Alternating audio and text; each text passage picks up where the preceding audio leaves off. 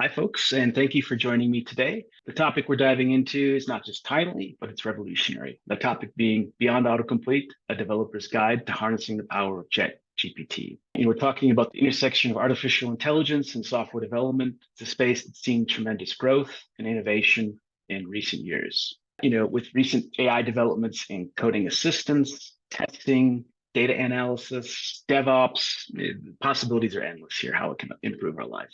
But before we dive into the specifics, let's take a moment to consider the broader landscape. We're at a unique point in history where technology is not just aiding human effort, it's beginning to understand and anticipate it. This is what makes our discussion today so exciting and so crucial. We're not just talking about a tool that makes coding easier. We're talking about a tool that has the potential to redefine about how we think about coding itself. This isn't just an autocomplete or quick fix or even, prompt engineering. There is one prompt, but it's about fundamentally changing how we interact with our development environments. We'll delve into how ChatGPT can serve as a powerful ally, helping us navigate the complexities of modern software development. So buckle up as we drive into this fascinating intersection of AI and developer experience. So before we get into the body of the talk, let's just take a quick moment to look at kind of the roadmap, the overview. And there's a lot to cover, but I promise you it's going to be a rewarding journey. There's two threads we're interweaving today. That's the idea of developer experience, kind of the framework with which we'll be assessing ChatGPT, and the actual tool slash technology of ChatGPT. So we're going to start with the evolution of the developer experience, kind of lay out the landscape, understand the space that we're operating in. Then we're going to dive into a bit about ChatGPT, explore its capabilities, why it's such a game changer. That's really going to set us up with a solid foundation as we continue the conversation, where we introduce a framework for measuring developer experience. This isn't a framework I've come up with. It's one that's out there. It was produced by the folks that made the DORA metrics. Their set of metrics for measuring developer productivity, specifically kind of the developer experience frame. They've gone a bit deeper and expanded that idea. This is going to serve as our guiding star as we evaluate the impact of ChatGPT, helping us understand, how it can enhance our lives.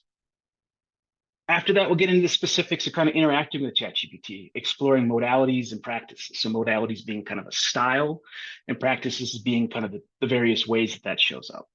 Afterwards, we're going to move on to evaluation section. So kind of talking about ChatGPT and through the lens of that developer experience matrix, there's some ratings I'm going to give it, kind of just do an actual evaluation, try to be a little scientific about this. And as we wrap up, we'll take a glimpse into the future, kind of a brief look at, what's possibly next for ChatGPT and AI and software development, some of the ethical considerations we should probably be aware of. So let's get started. There's a lot to unpack, and I'm thrilled to explore these topics with you. Let's kick off by talking about the developer experience, commonly known as DevX. Now, it's not a new concept. It's been around for a while. My timeline here only goes to the 1980s, but arguably it's probably been around since we've been writing code. But gone are the days of DevX just being about cleanly structured UI or well-documented APIs, basically making it easy to work with the code. Today, it encompasses a much broader spectrum from tools we use to the workflows we follow, and even the mental load we carry during the software development process. In the past, the focus was primarily on the user experience in software. We wanted to make sure we're making things that were going to get used. As the landscape has evolved and grown, we've come to realize that developers, they're people too. They're having experiences too. We want to support them in their journey. So a good developer experience not only makes the development process smoother, but it impacts the quality of the end product. Ultimately, it's a win-win for everyone involved. Now, the timeline here, you can see we've gone through quite a number of evolutions. Back in the 80s, I think 86 or 87, CVS was introduced, a version control system that allowed developers, more than one developer, to work on code at the same time.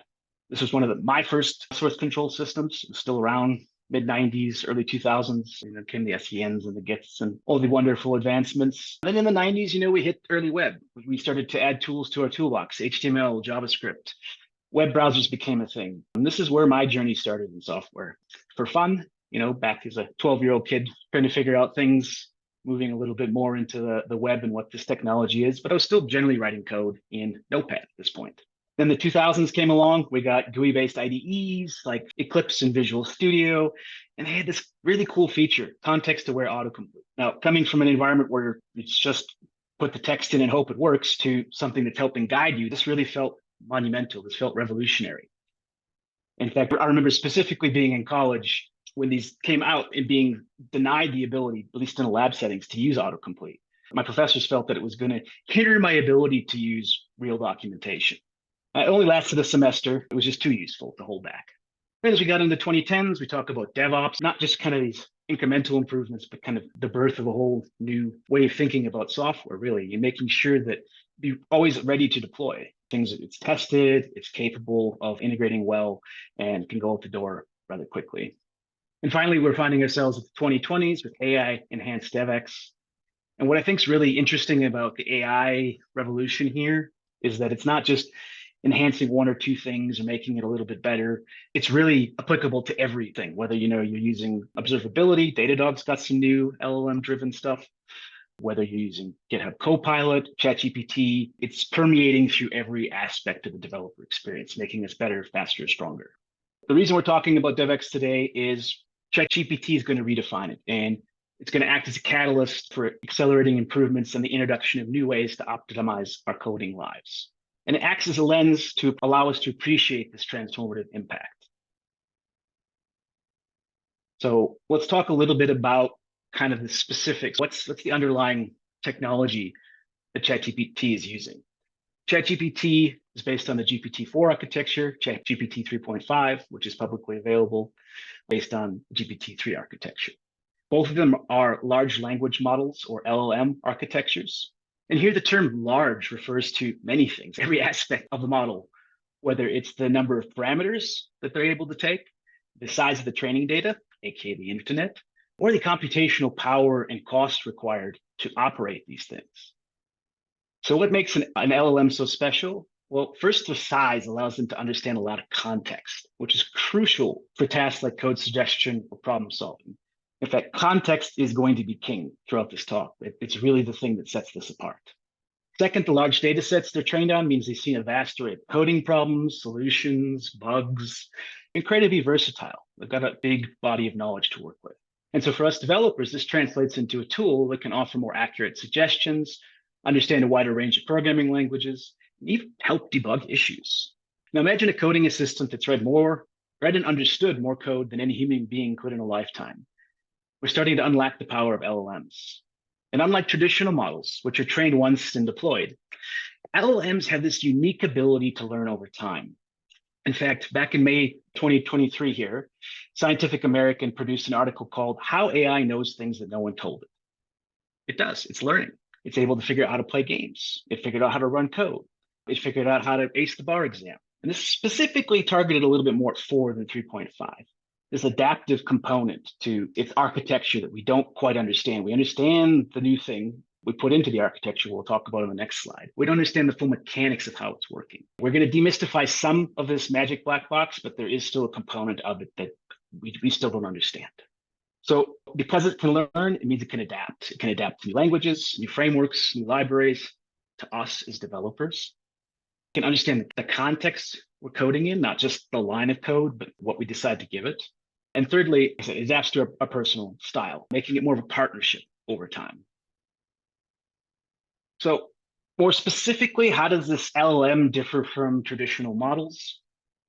Well, architecturally, and this is the real key here, is the LLMs are based on a concept called transformer architecture with self-attention mechanisms. This comes from a paper from Google called Attention is All You Need back in 2017, where they outlined kind of the mechanics of this technology. Versus traditional models, which are based on engrams, rules that are handcrafted. It's a lot more intense. It's a lot narrower scope on what it's capable of doing. Its ability to learn. LLMs have a vast amount of data, and because the transformer architecture has a high bandwidth, it's able to absorb that information. It's no good having the entire internet.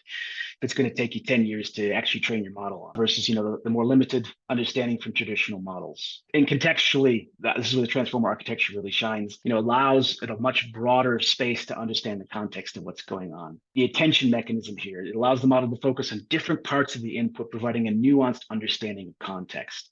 And this is really key for coding suggestions, problem solving, broader context, just ideation, trying to be creative even.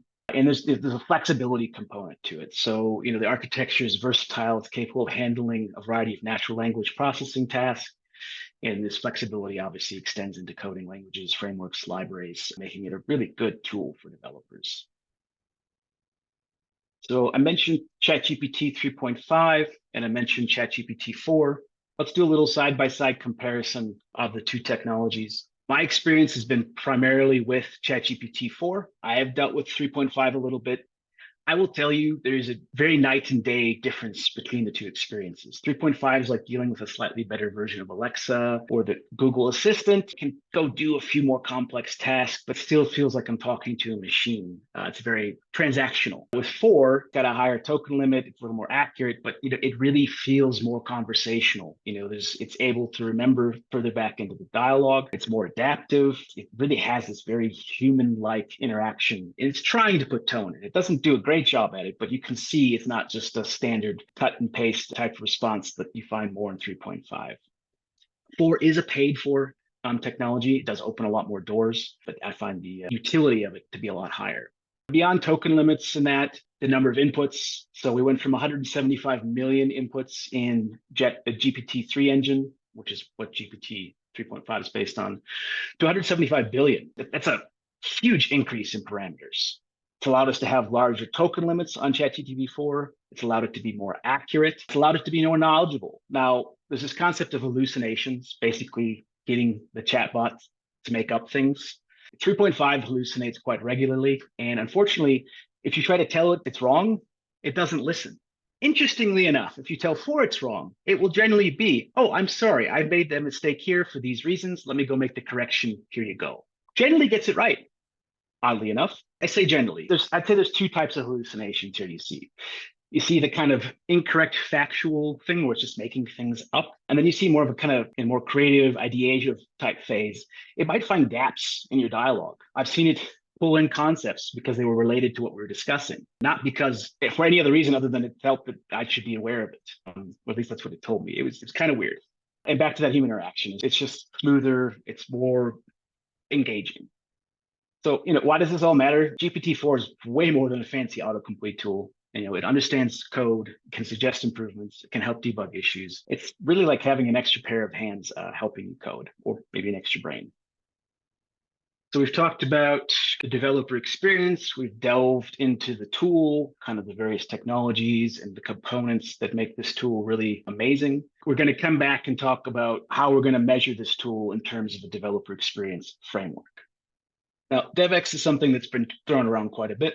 What do we really mean by that? How do we measure this? How do we apply engineering principles to this evaluation, being able to measure something? To answer these questions, I said earlier, the folks who made the DORA metrics for measuring developer productivity have blended 25 socio-coding metrics into these 3 dimensions here of developer experience. So if we start with feedback loops, this dimension is all about how quickly and effectively we can get feedback on our code, our design, even documentation. The faster the loop, the quicker we can iterate and improve. This partners really well with the cognitive load dimension. This is a measure of how mentally taxing our tasks are. The goal here is to streamline our process to reduce load, making our work more enjoyable, less draining. And this really has a big impact, feedback loops, on this flow state. Now, this flow state is the holy grail of productivity. It's where we're so engrossed in our work that time flies by. And achieving this state is often easier said than done. And it really is the space where, I don't know, it's just kind of you and the problem in another dimension almost. Everything else fades away. So why are these dimensions important? Well, they give us a structured way to evaluate the impact of new tools and practices like ChatGPT or Copilot or whatever LLMs out there that you want to substitute in, or other technology. It doesn't have to be AI. It could be anything that you're looking to see its impact on your developer experience. Now, before we get into kind of how those dimensions play out into an evaluation, I want to just briefly talk about flow. So we can see here on this diagram that flow is kind of a balance between challenge and skill. So anxiety and boredom. It's got to be the right blend of I have the right skills and the problem's interesting enough or challenging enough to get me into this flow state, to get the neurochemicals in my brain to put me into this heightened state of problem solving. Now, if you're looking for a good book on this, I would recommend Flow, The Psychology of Optimal Experience. I'm not going to try and say the author's name. He's a Hungarian gentleman. And the core dimensions we discussed, really feedback loops and cognitive load influence this flow state, this flow channel. Your feedback loops can help you stay in the flow by providing immediate and actionable insights. So, you're maybe not getting pulled too much into the anxiety or boredom side of things. On the other hand, high cognitive load will pull you out of flow, making things seem more laborious and challenging than they need to be, or just making hurdles to getting into flow. So as we move through our developer experience matrix, keep in mind that these dimensions are not isolated, but they're interconnected gears in the machinery that drives the development process. And understanding this is going to help us better evaluate these tools and practices to continue to evolve as we want to incorporate them into our workflow. So here's kind of the overall generic developer experience matrix. I really like the fact that they've got dimensions down the left, and we've got perceptions, workflows, and KPIs on the top. So perceptions are kind of the human element. These are the thoughts, the feelings, the attitudes we're experiencing about the development process. Workflows are the knobs we turn to impact those perceptions. And KPIs are the things used to measure the impact of our turning the knobs on our perceptions. For feedback loops and kind of a generic developer experience, we're worried about things like satisfaction with automated test speed. Okay, I definitely am. How does that show up? Well, that shows up in time to generate CI results, maybe the time to do a local test run. They're kind of connected there. And how do we measure that? Well, we measure that through the perceived ease of software delivery. We're looking at cognitive load. One of the perceptions is the complexity of the code base. Definitely, that resonates with me. How does that show up? Time to get answers to technical questions, manual steps to require deploy changes, frequency of documentation improvements, all very valid points on cognitive load. How does that get measured? That get measured through employee satisfaction or engagement.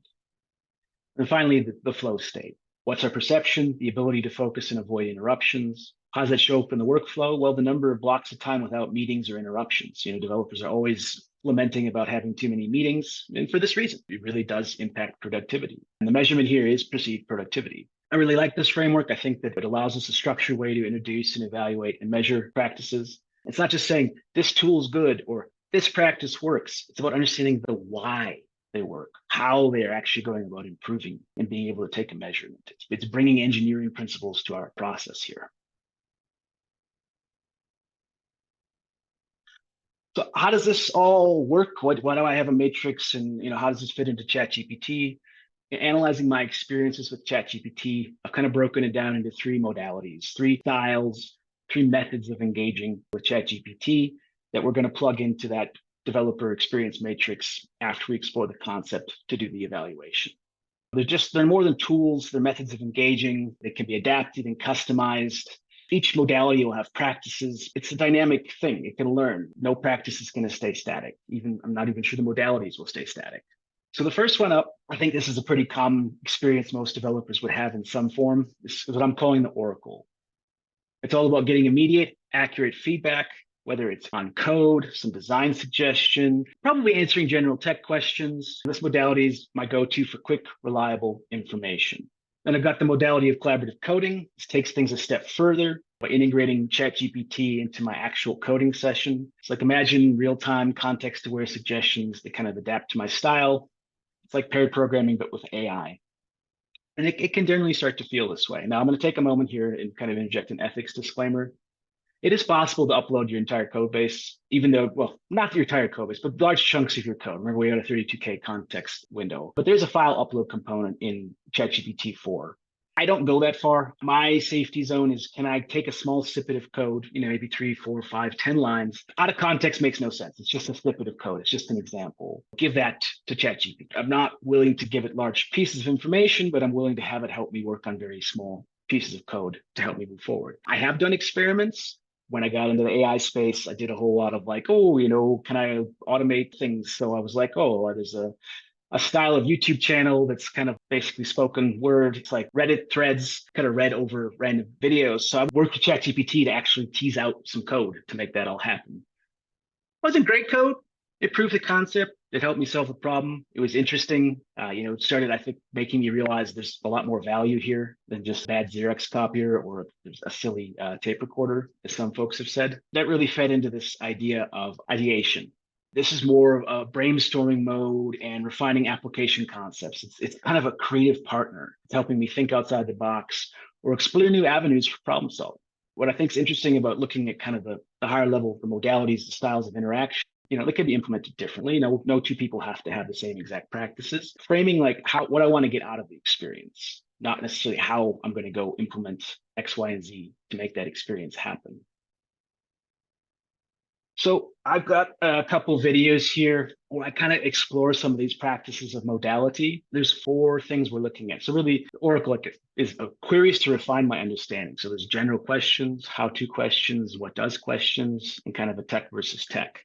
So we're going to look at the foundational examples first, commentate them a little bit, and then we're going to look at a specific PDF example around how you could pull other documentation in and kind of start to interrogate it.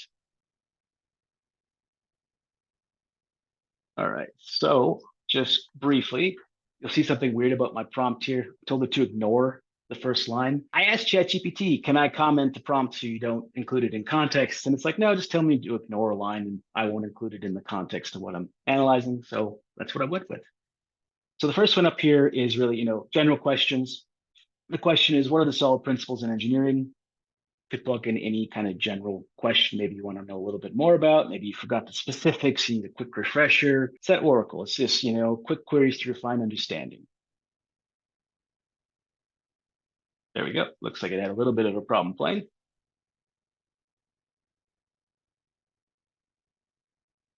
I'm not quite sure why. That's unfortunate.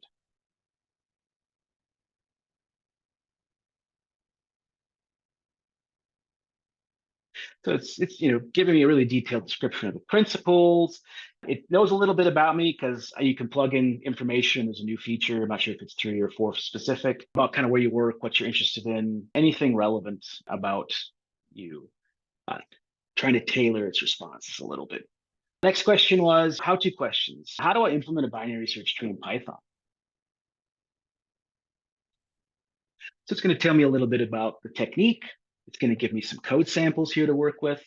Going to Stack Overflow, use your senses when you're copying and pasting code. I would say generally for simple problems, it's pretty good. I've seen some YouTube videos. There's a gentleman named Dave who worked at Microsoft back in the day, and he got it to write some really old, crufty basic, and it worked. It did work, which was quite interesting. It's giving me the code, it's giving me the output, it's telling me, there's further ways to expand this concept, which I think is fantastic. It's really being quite insightful. Next, what does type of question? What does yield keyword in C# do? Notice all these, I'm not asking it to analyze code. I'm just asking it to help me be better, faster, stronger on these, really quick hit queries. It's going to give me a bit of code for the example. It's going to kind of list out some key points about yield keyword, giving me that really in-depth knowledge.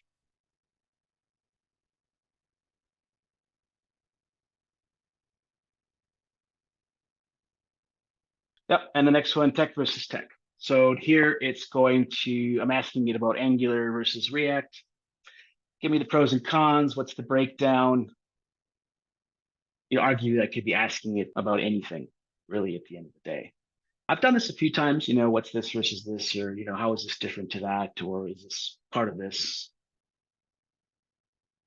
Give me some pretty good cons, give me some pretty good pros for both.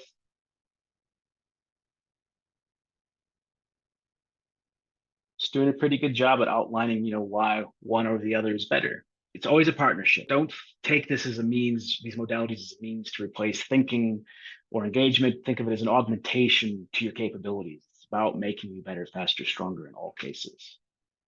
And let's have a look at the PDF example here. So what I've done here is I'm on ChatGPT 4. I said I pay for it. I've got a plugin that analyzes my PDF. There's a whole world of plugins out there. If you're paying for it and you're interested, by all means, go explore, go see what's going on. So I've got a PDF. I've uploaded it to ChatGPT. I've pasted the ID of that document in, and it's going through. It's smart enough to pick up that ID is related to the plugin. It's going to go analyze the PDF. It's telling me, hey, this is an article from the New Yorker talking about why ChatGPT is just a bad Xerox machine. Ultimately, I think this article neglects the learning capability of ChatGPT. But, it's good to be critical. It's good to understand kind of alternative points of view. And then I'm like, hey, you know what? Can you just give me a 2-paragraph summary of what this is?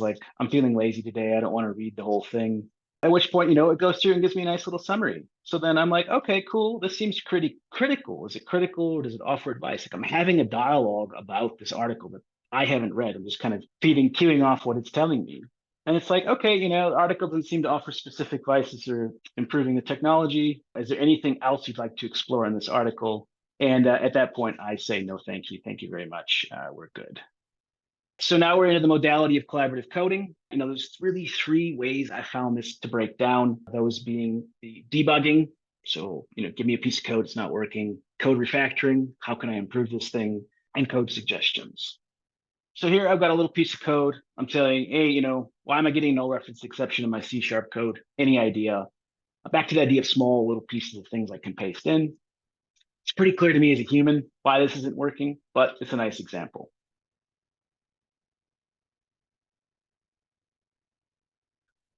I pasted it in. It's giving me the first one saying, hey, you can do a simple if statement to do a null check. It's saying, oh, there's actually these other two ways that you could also solve your problem. It's giving me some debugging tips as well, asking if I want some more advanced debugging tips in C#. So kind of understanding contextually what problem I'm trying to go after. Do I need some more assistance in getting there? So I tell it, no, thanks. That's good. And it's like, all right, if you have any more questions, happy to answer them. Next into code refactoring. So I've got a really crappy implementation of the Fibonacci sequence in Python. I want to improve it. Now, how do I make this code better? So you can kind of see it's trying to pick up that tone, the classic Fibonacci sequences. Just trying to engage with me in a conversation. Trying. It's going to give me some techniques to improve this. It's going to give me the big O complexity. It's going to say, oh, here's another way, dynamic bottom up. An iterative approach you could try too, if you really were keen on, making it better. That's it. So now I'm going to go to coding suggestions. This coding suggestion, so I got a link query. It's a simple, kind of return a list of things. And now I'm finding myself in a situation where, okay, I know how to write link to return a list of things, but I don't remember how to return a dictionary with a list of things. Like I don't do that often, but I know it's possible. So I say, hey, help me modify this query to do just that. So it's like, hey, actually all you need is the group by and the toDictionary function. I'll give you a little code sample what that looks like. I'll tell you why it works the way it does. And, ultimately it's giving me the assistance that I need. It's helped me get that really quick fix so I don't drop too far out of flow. I can rebound back in and carry on solving my problem. Now let's move on to brainstorming and concept refinement. So this is under the ideation modality. The idea is it's a creative partner. It's a way of kind of not solving kind of the traditional software type problems. So I think I would say I wasn't too surprised to see an Oracle and a collaborative coding modality pop out of this. They seem kind of natural ways to interact with the technology like this. What I was interested to see is this idea of ideation pop out. And I must say, I probably use it more for this than I do for anything. And it really is like having some sort of an adaptable tool that you can interact with. It's not like that Alexa or Google Assistant kind of vibe where I give you a basic command and you say, oh, I can't hear you or repeat it or it gets it wrong. It's able to come back with questions. It's able to help me refine. It's really able to help me kind of explore the idea that might be stuck in my mind. So this is my one prompt. And I've got it on a slide somewhere else. And I found this one to be quite useful. Discovered it randomly, kind of adventurous to digest as much information as possible about ChatGPT. So the idea is, I'm telling it to become my prompt creator. I'm telling it, create the best possible prompt for me based on my needs. The first thing it's going to do is ask me what I want to talk about. And then it's going to revise with 3 sections. So it's going to be a revised prompt, some suggestions, and some questions. And it's going to continue to iterate this process until I tell it we're done. Or in one really weird session where I did a lot of this, it just started answering the question itself because I was driving out and asking it to answer it. So it adapted. It's like, oh, you're going to ask me to answer. So it feels like we're done. So here you go. Sometimes I just wish I could have go record these things because sometimes these behaviors emerge and it's hard to replicate. You can't always say, oh, it's going to happen again. Type of scenario. So I'm asking it to help me brainstorm, help me drive towards a deeper understanding on something. This could be a situation where I need to go do a spike on a new feature and no one on the team understands what's involved there. We may have some ideas, but maybe we want to do a quick little survey of the landscape without going to Google and Stack Overflow and related documents. documentation. So here, I've just asked it to create a prompt about designing a new feature for my website that helps users find nearby restaurants. Doing things, so it's giving me a revised prompt. It's giving me some suggestions, what technology stack, and it's asking me some questions like, what's your goal of this feature? Are you looking to increase user engagement, provide additional value, something else? Like, why are you doing this? That very collaborative kind of feel to it. Are there any legal or privacy concerns? Even it's worried about ethics. So then I've got my responses here. I had them off screen. I tried to do this a few times, but things had moved a little bit in between. So I'm kind of giving it my responses to the suggestions and then the questions. I'm saying, I want to use React and GraphQL for both tourists and locals. I want a fast food emphasis on vegan and gluten-free food. This is very personal. My daughter has a dairy allergy. I can't eat gluten, so it is a common struggle we have. I want it to be GPS-based with AI recommendations. So just give me everything. What can we do? So it's going to come back with a revised prompt. It's going to give me some more suggestions. Are there any design elements or branding we have to worry about? Since the POC, are there any KPIs? How are you measuring success? Are there any budgetary constraints? Are there any partnerships you have that we're trying to leverage? Like it's really, helping me understand this space pretty quickly. I'm going to just skip through. This part was not pre-recorded, so I'm typing through the answers. I was like, hey, I'm not sure of the AI tech. Do you know any? Are there AI services out there that'll do this? Do I need to hand roll one? I didn't even think of it when I started this prompt. Thank you for being such a good creative partner and helping me drive a deeper understanding here. So it's going to give me my revised prompt, suggestions again. And I'm like, okay, cool. Responding. Let's keep things simple. And I want to use Yelp Fusion and Google Places API. I didn't know those two existed before I put this in. It's already helping me understand elements of that landscape. It's going to give me a revised prompt based on that. It's going to give me some questions.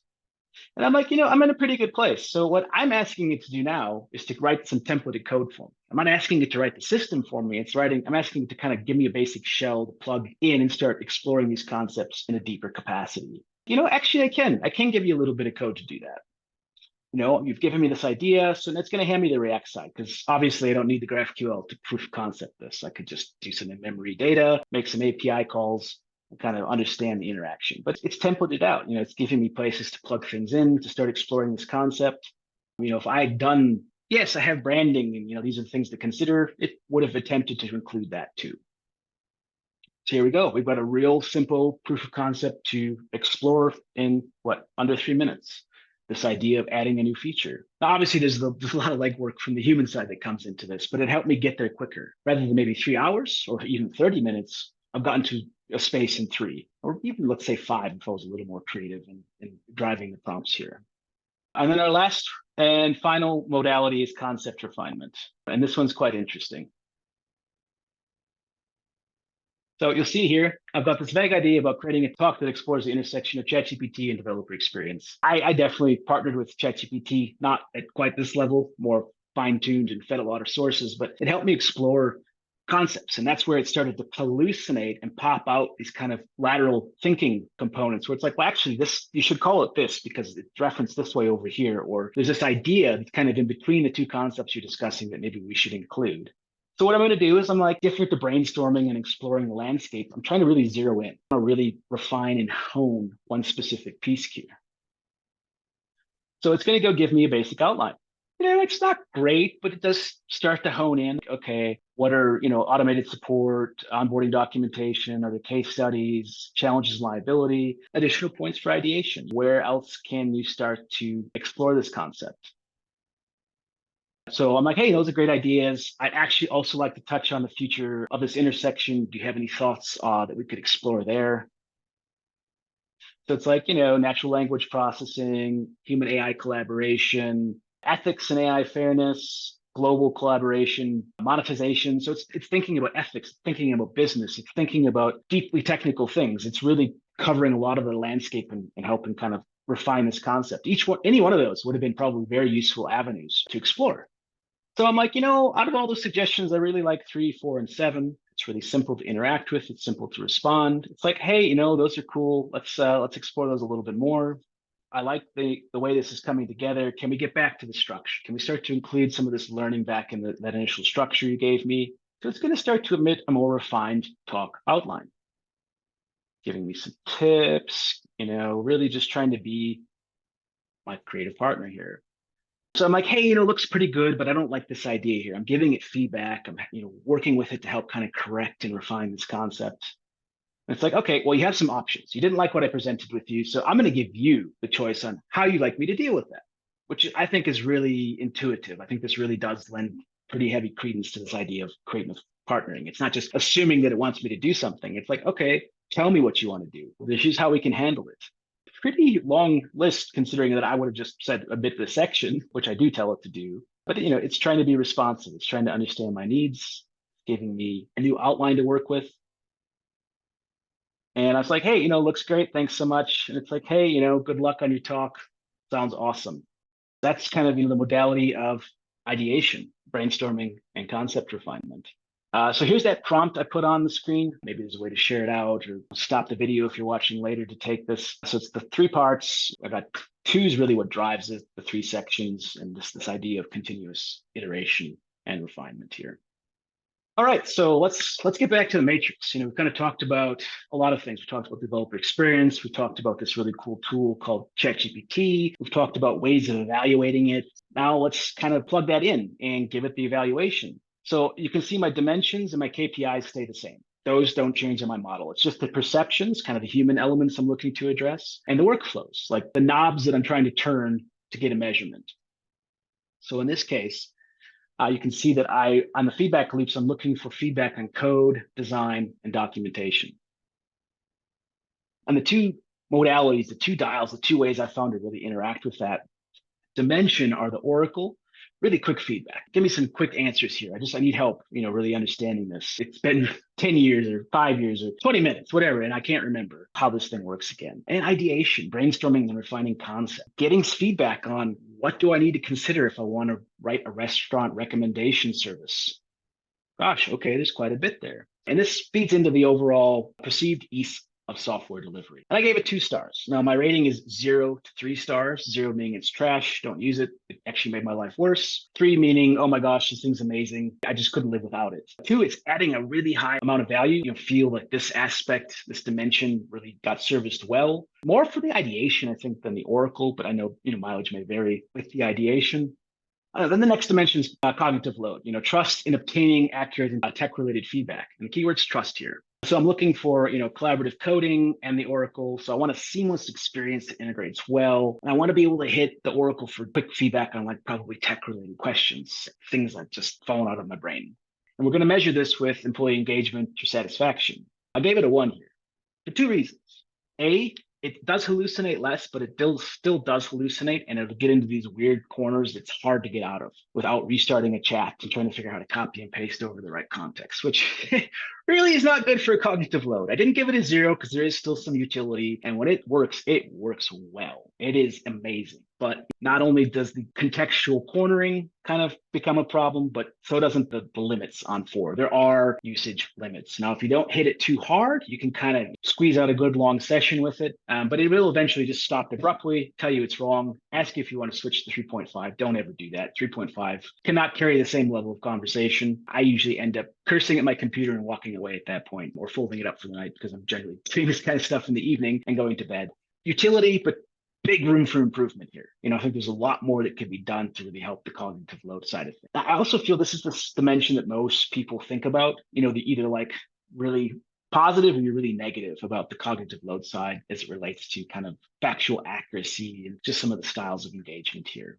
And for flow state, I'm really looking for that real-time assistance. I'm using the Oracle. I'm using collaborative coding. So, I want to keep flow by getting those quick hits. And collaborative coding, I really want some suggestions. I want some improvements. I don't want to have to stop and go Google and go to Stack Overflow and find the 5th post that has the right one that hasn't been marked as right because the developers like marking the wrong one right sometimes. I never figure that out. But, at the end of the day, what's the perceived productivity of this? Do I feel like it makes me better, faster, stronger? And the answer is yes, absolutely. I really feel like it's easier to get to flow. It's far easier to stay in those flow sessions. My productivity is much higher. I wish I had like more concrete metrics to measure this, and maybe that's the next step. But I can really feel an acceleration in what I'm able to get through, which is great. The desire to move, make things faster and still at high quality isn't going away anytime soon. So as you can see here, this matrix serves as a roadmap for both organizations and individuals, just maybe how we tweak how we measure, for guiding us in how to improve our development process. I think the key takeaway here is that these aren't just modalities, kind of isolated practices. They're an integral part of the larger DevX strategy. By understanding how they align with different dimensions, you can tailor your approach to create a more effective, efficient, and enjoyable experience. You may find that you only want to use it for Oracle, or you may only want to use it for ideation. Great. Find the piece of utility it provides and go with it. As we wrap things up here, what does the future hold? Well, I think there's a lot of things to consider, honestly. First and foremost, I would say operational costs. It is ridiculously expensive to run these things. And that's before we even get into the ongoing battles about licensing copyrighted content and Reddit API costs and all that. I'm talking power, hardware, people, the typical operational overheads. So we really got to focus there to get that better before I think we start pushing capabilities further out. It's the environment, people, right? We don't need to be wasting a whole lot of energy. Specialized hardware. We're already seeing companies like Google coming out with TPUs specifically designed for AI computations. They're going to make these models better, faster, stronger, and hopefully more cost effective. Copyright law is changing. Well, at least they're trying to change it. Nothing in law changes quick. So the US Copyright Office has instituted a public inquiry into the relationship between AI and copyright law. They're looking for us to, kind of give our opinions on what should happen, how this should move forward. We're already seeing copyright law around, things AI create can't be copyrighted. More about this. How does generative AI influence from using it as a tool? I would think that's kind of the space I'm concerned about. On a more personal level, UX improvements. Oh my gosh. I'd love to be able to cut and merge context from various chats into a new chat when it gets stuck in a corner, to help with my ideation and exploring a concept. I'd love for it to be able to tell me I'm close to my rate limit and I'm about to lose access. I'd really enjoy a search feature across all my chats so I can go find that thing I did 3 months ago about this one little specific topic that I'm not going to spend the 2 hours looking through to find. And I don't think any conversation would be complete without talking again about ethics. Not so much about, is it right to copy and paste code in, but more about, these models are trained, they're going to have biases. How do we ensure that those biases are not perpetuated, they're worked on? And then the second concern is data privacy. AI is assisting us, but how do we make sure that we're being compliant with things like GDPR, CCPA? How do you pull the data back out of the system once you give it to it?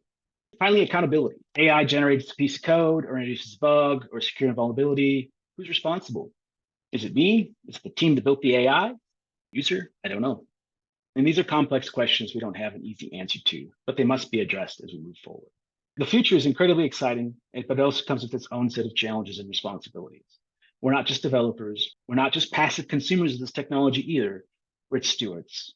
And it's up to us to guide its development in a way that maximizes the benefit while minimizing the risk.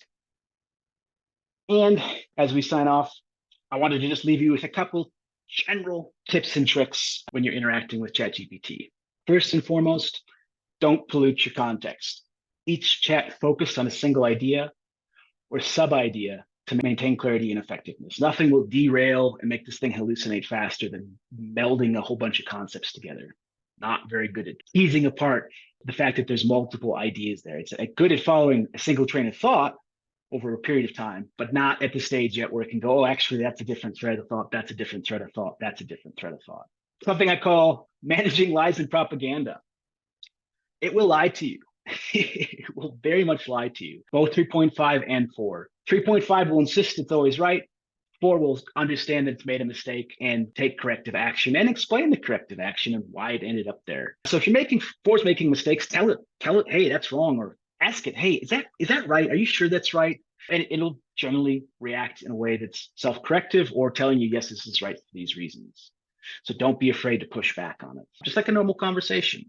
It's a partnership, not a replacement. It's powerful. It's not an all-knowing oracle. I do have a modality called oracle that's to represent a style, not the fact that this thing is like infinitely wise.